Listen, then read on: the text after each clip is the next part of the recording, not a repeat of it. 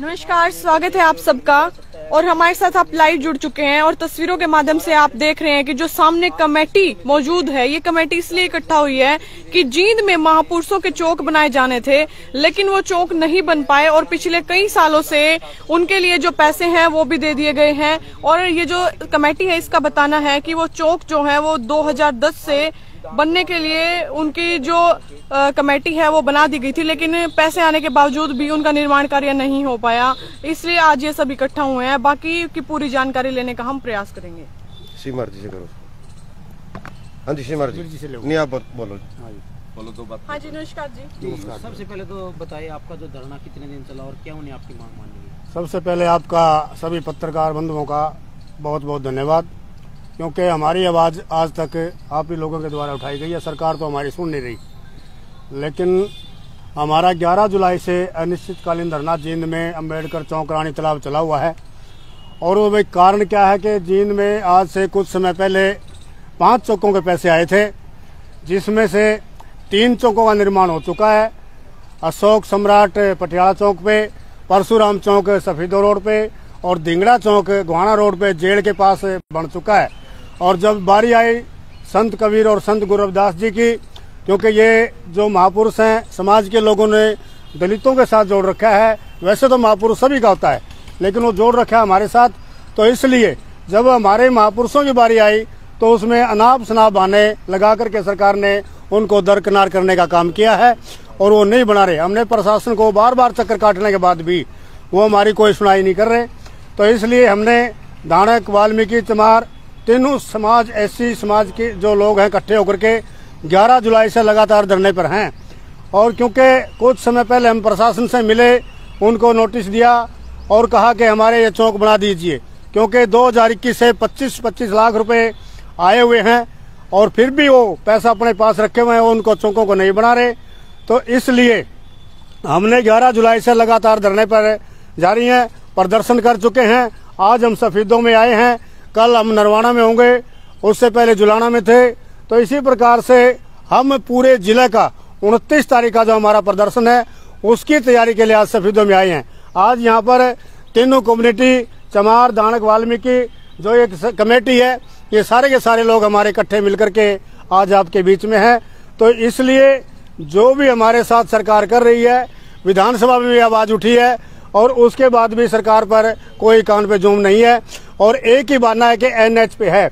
अगर एनएच की कोई अड़चन है तो वो देवीलाल चौक की, वो भी एनएच पे है, उसकी भी होनी चाहिए।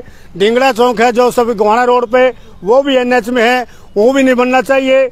और इसी प्रकार से अशोक सम्राट है, वो भी एनएच पे है, वो भी नहीं बनना चाहिए था। जब महापुरुषों की, गरीबों की बारी आती है तो एनएच आगे आता है। और जब और कोई चौक बनना होता है, चाहे वो देवीलाल चौक हो, चाहे धिंगड़ा चौक हो, चाहे पटियाला चौक हो, उसके लिए कोई एनएच नहीं है। तो इसलिए हमारी सरकार से प्रार्थना है आपके माध्यम से कि हमारे इन लोगों की सुनाई कर करके इन चौकों को जल्दी बनाया जाए। और हम इसीलिए इस आज सफीदों के धरती पर आए हैं। और अब पूरा ये 29 तारीख तक सफीदों हल्का की विधानसभा में हम अपना जोर शोर से प्रचार के लिए 29 तारीख का प्रचार करेंगे। धन्यवाद। और हमारे साथी इसके में अलग अलग समाज से अपनी अपनी बात रखेंगे। जी, क्या कहना चाहोगे जिस प्रकार से एक, मैं किस समाज से हैं?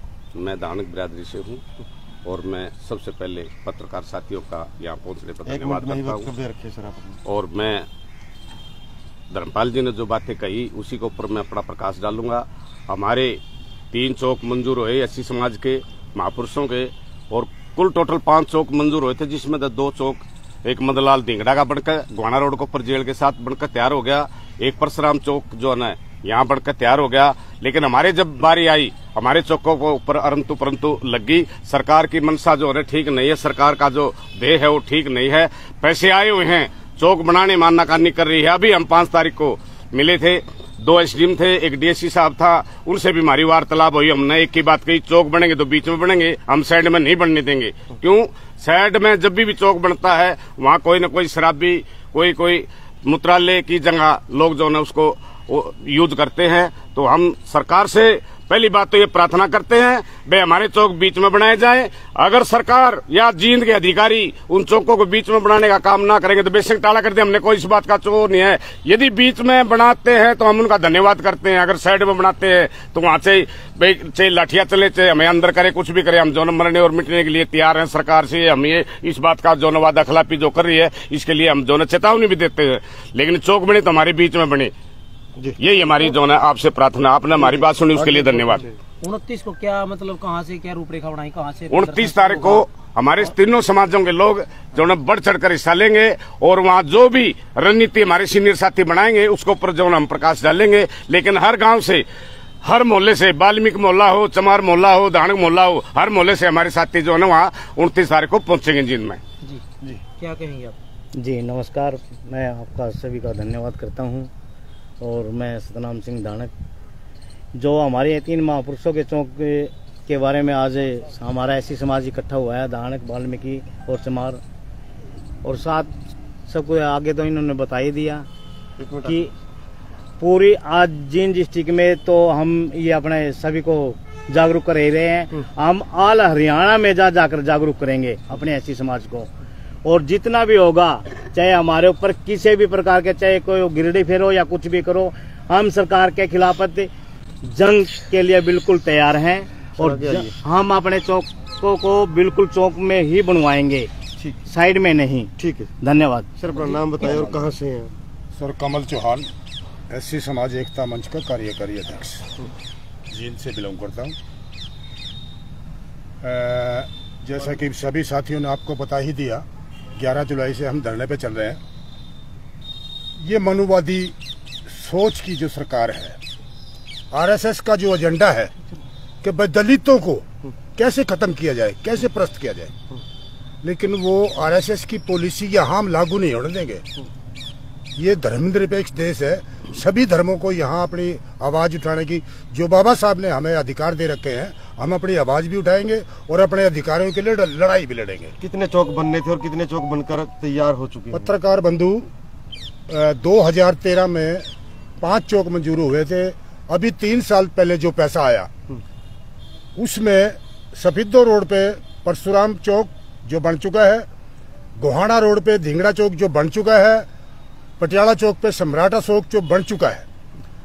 जब बारी आती है रविदास चौक की और कबीर चौक की, तब ये कहते हैं कि हाईवे में आ गया। हाईवे में तो वो पहले भी थे, अब क्या दिक्कत आई है? जबकि हाईवे को कोई इतराज नहीं है, 4x4 का चौक बना तो सकते हैं, लेकिन उन्होंने तो खड़ा ही मना कर दिया विधायक जी ने। भाई विधायक का क्या इंटरेस्ट है इसमें? पैसा आया है नगर परिषद, हाँ, डॉक्टर कृष्णलाल मिड्डा, उनके द्वारा, जबकि पैसा मुख्यमंत्री कोटे से आया है और वो नगर परिषद में वो पैसा बजट में आया हुआ है। पैसा नगर परिषद ने लगाना है, तो डॉक्टर मिड्डा को क्या सिरदर्दी, क्या पेन लेना चाहते हैं, वो क्या चाहते हैं?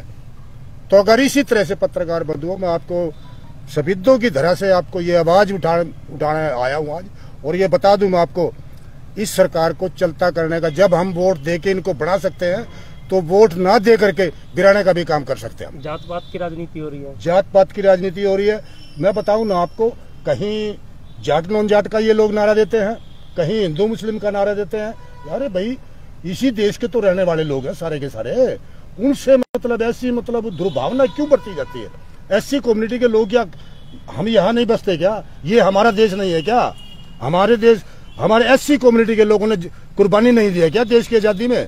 तो हमारे से मतलब इस तरह का व्यवहार क्यों किया जाता है? तो श्रीमान जी, मैं आपको जानकारी के लिए बता दूं कि आने वाली 2024 में हम ये करके दिखा देंगे, जब हम सरकार बनाना जानते हैं, सरकार गिराना भी जानते हैं। धन्यवाद साथी। एक विषय और यहाँ सभी में चला हुआ है जी, जो दलित समाज के और पिछड़ा समाज के लोगों को जी कुछ लोग बहका कर पैसे का लालच देकर, लड़कियों का शादी का लालच देकर धर्मांतर की जो व्यवस्था यहाँ चली हुई है, तो उसके बारे में आप क्या कहेंगे? जो भी है गलत हो रहा है, क्योंकि अभी भी काफी मात्रा में हमारे समाज के लोग जो है ना अनपढ़ता के शिकार हैं, वो नहीं समझ पाते। जबकि धर्म निरपेक्ष देश है, सभी को आजादी से जीने का अधिकार है, तो भैया एससी होकर के क्या हम नहीं जी सकते क्या? मुस्लिम होकर नहीं जी सकते क्या? धर्म बदलना कहाँ उचित है? नहीं, मैं ठीक नहीं समझता। जैसे अभी सिंघाना के अंदर पिछले 2-3 दिन से मामला चला हुआ है, वहाँ लोगों को ईसाई बनाने की बात चल रही है, कोई चर्च बनाने की बात चल रही है, हालांकि गांव के लोगों ने उनका विरोध तो किया है। हाँ, तो इस बारे में आपके अगले कदम कोई है आपकी? हाँ, ये देखो ऐसा है, हम जो है ना एससी समाज की आवाज उठाने के लिए ही अपना मंच चलाते हैं, एससी समाज एकता मंच के नाम से। इस तरह की कोई भी किसी प्रकार की त्रुटियां आती है समाज के अंदर कोई किसी प्रकार की गलतफहमी आपको जो शिकार हो जाता है, उस गलतफहमी को दूर करने का काम करेंगे और हम बहुत जल्द उस गांव में जाकर के उन लोगों को समझाने का काम करेंगे और उस रास्ते पे जिस रास्ते पे वो चले हुए हैं उनको रोकने का काम करेंगे। सफीदों के अंदर जैसे सिंगलपुरा बस्ती है, जी, आदर्श कॉलोनी है, गांव खेड़ा खेमेवती है जी, अब सिंगाना की बात आ गई जी, तो ये धीरे धीरे प्रसार इन लोग ये जो लोग कर रहे हैं ईसाइयत का जो है जी, जी, तो इसके बारे में वही तो मैं आपको बता रहा हूँ ना। देखो कहीं ना कहीं हमारी भी कमी रही है, क्योंकि हम मतलब अपने ढंग से जो काम करना चाहिए तो नहीं कर पाए। अब जैसे हमने शुरुआत की है अपने दलित महापुरुषों के चौक बनाने की बात है, अब जो समाज के अंदर किसी प्रकार की कोई कमियां रहती है ना, तो हम धीरे धीरे सभी जैसे सफीदो एरिया है, जुलाना है, उचाना है, इस प्रकार की जो कमियां है धर्मांतरण की, उसको रोकने का काम करेंगे, उसके लिए हम प्रयास करेंगे। और मित्तल साहब है उसमें एक बात और, आप एससी समाज के लोग धर्मांतरण जो है एससी समाज के लोग नहीं कर रहे, वहाँ पर बैकवर्ड समाज के लोग कर रहे हैं ज्यादातर। ये साथी हमारे उसी गांव से हैं और कोई एससी समाज का इसमें एससी समाज का कोई धर्मांतरण नहीं है वहाँ पर बैकवर्ड समाज के हैं, लेकिन फिर भी धर्म से कोई किसी को रोजगार नहीं मिलता।